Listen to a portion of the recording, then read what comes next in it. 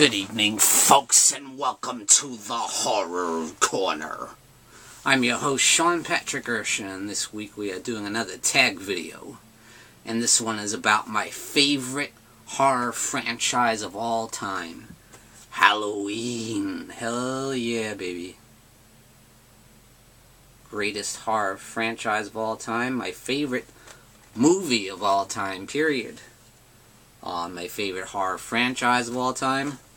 And this right here, my favorite horror sequel of all time, Halloween 2. That's right, I know it's being ignored, so that's why I'm focusing on it, because I'm going to point it out as much as possible that I absolutely love Halloween 2. And I am disappointed that it's being ignored and that it's being retconned. But it is what it is, you know? Nothing I can do about it. It's happening, that ship has sailed. So guys, this is the Blackest Eyes tag from my friend Random Matt Videos. And this is 5 questions all about the Halloween franchise. Just show up for a couple of my other DVDs.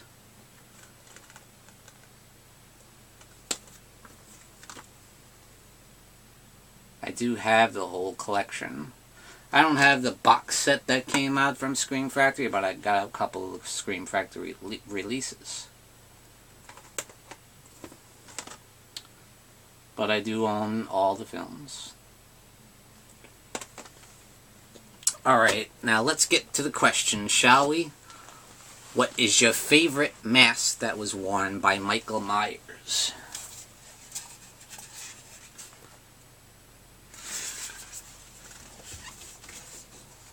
My favorite's got to be the original from 1978. The original classic from the original Halloween, John Carpenter's Halloween. It's just something about it. It's just absolutely terrifying, especially like when you see it emerging from the shadows.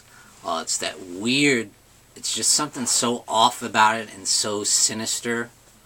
It's really hard to put into words, but it's just terrifying. Whatever it is, it just gets under your skin, and it's so scary. And even though it's a William Shatner mask made from a Captain Kirk mask, you never ever think that during the movie, you know. You would never imagine in your wildest dreams that that's based on Captain Kirk. It just looks like an absolutely terrifying, maniacal killer that's faceless and emotionless, and it represents Michael Myers very well, because that's what he is. He's just a blank shape. He's soulless, he's emotionless, he's just a deranged killer, you know, with no soul. There's just nothing there, you know. Okay, number 2 is, if you had the chance to rewrite Halloween 3, that is Halloween 3 Season of the Witch, would you make it a direct sequel to the original Halloween 2?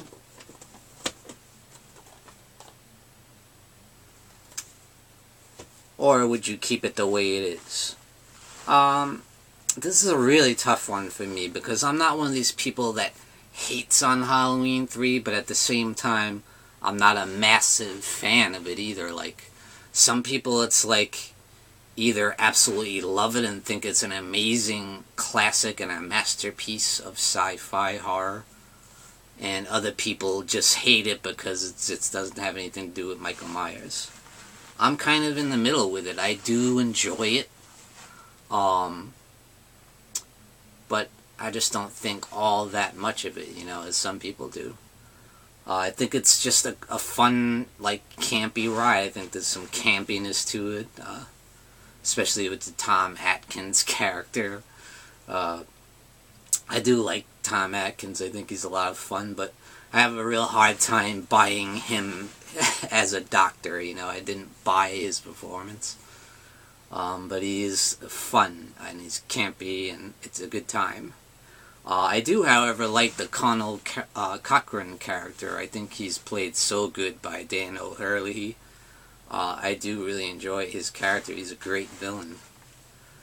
And the thing is, if you removed it from the Halloween franchise and put it on its own with a different name, not having anything to do with the Halloween franchise, yeah, it probably might work, but at the same time, it does have a lot of the look, feel, and sound of a Halloween franchise film, even though it doesn't have Michael Myers. You have all these different factors from the franchise, like you had Nancy Loomis Keys playing Tom Atkins' wife there. You had Jamie Lee Curtis's voice on the loudspeaker throughout the town. You had the soundtrack from John Carpenter that sounds very reminiscent to, like, Halloween 2, especially, I would say, with that synth organ sound. And just the look of it looks like Halloween 1 and 2. Definitely, very much so. Even the characters of the robots that are like the security guards for the factory, and that basically like these henchmen, these hitmen that work for Colonel Cochran, and they're actually robots. They kind of remind me of Michael Myers in a way. They're completely devoid of emotion, and they're very powerful, and they're cold-blooded killers, you know. And some shots you see, like, from a distance kind of really remind me of Michael Myers. And I think they really intended it that way, too, even though Michael Myers is not in it. Technically, it isn't one little scene, but, and that's just when the kids are watching Halloween on the TV screen, the original film, and you see Michael Myers, that scene when he's walking downstairs after Jamie Lee. So yeah, this is like a lot of factors that make it a Halloween style movie. So with that being said, I would keep it the way it is. I kind of like it, the fact that it's kind of the black sheep, but that's something that's an alternative to the original films, and it's an alternative to the Michael Myers saga. Just as long as they went back to Michael Myers, which they did, so I'm happy about that. I mean, if you went from 1 and 2, and you did a sequel directly of 2, I feel like they would have to change 4, and I wouldn't want to change anything about 4. I like it the way it is. So, I mean, you could just take 3 out and do 1, 2, and make 4 part 3. That could work too, but I kind of would rather just leave it the way it is. So that's my answer on that. I know I kind of waffled a little bit, like Lisa Loves likes to say. Number 3, if you could remake the original, would you have kept it closer to the original with flashbacks? Or would you make it more like the Rob Zombie version? I would definitely make it more like the original film. Loaded with suspense, and I would kind of keep Michael Myers in the background until the last final act, where all hell breaks loose, like the original. I would just have him being spooky in the background, and you kind of feel his presence even when he's not there. You just kind of see him in the shadows and things like that. I really like that part of it, and I feel like we haven't gotten that at all, really, since the original. Not much, anyway. You know, little bits here and there. But I would like to make a movie that's just full of suspense. And the way to make it different is maybe make that suspense pay off with a brutal kill, you know. So it kind of might join Halloween 1 and 2 together in that way, you know. Like, keep the blood of part 2 and the creepiness of Michael Myers and the supernatural style character of Michael Myers, and keep the suspense of the original, so kind of meld those two together. That's how I would do it. Number 4 is, who is your favorite final girl in the franchise? That's a no-brainer for me. It's this girl right here, Laurie Strode, as played by the great Jamie Lee Curtis. The Queen of Scream. Absolutely. Yeah, a close second would be, of course, Jamie Lloyd, as played by Danielle Harris. Absolutely, but it's gotta be Jamie Lee Curtis. So who is your favorite final girl? Is Laurie Strode. So number 5, if you collect anything that's related to Halloween, what would be your 2 favorite items that you have in your collection? I just showed one of them right here. This is actually signed by Jamie Lee Curtis herself. I absolutely love it. I only just got this about a week or so ago. And this is like the ultimate Halloween signature for me. Outside of if you got Donald Pleasance, who's no longer with us. She's the greatest living signature that you could get. And I'm so thrilled with it. It's an amazing shot from the original film.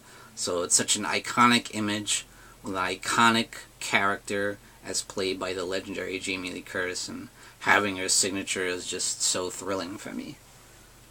So next up would be this edition of Halloween 25 Years of Terror. Which was a great retrospective of the Halloween franchise. It's kind of a little bit dated now. I wish they came out with a more up-to-date version of it. But that is signed by Tony Moran, who played Michael Myers in the original film. That big scene when he gets the mask taken off, and that's like the only time you really get a good look at his face in the entire franchise. So that's really cool. I'm really happy to have that. I also have a action figure that he signed as well, the movie Maniacs version of Michael Myers, the action figure, which Random Matt has showed off in his video. I have that signed by Tony Moran as well. So that's all the questions for the Blackest Eyes tag, created by Random Matt Videos. So now it's my turn to tag some people. I'm going to tag Lisa Loves, ANDREWBALLINA, Jen's Reviews from the Grave, HoRRoRdIgEsT, The Horror Miser Monty G, Dave Maggot, and Michael Myers 101. So guys, answer the call and do the Blackest Eyes tag. Created by Random Matt Videos. And thank you for joining me, Sean Patrick Erschen, in the Horror Corner. Tune in and stay scared.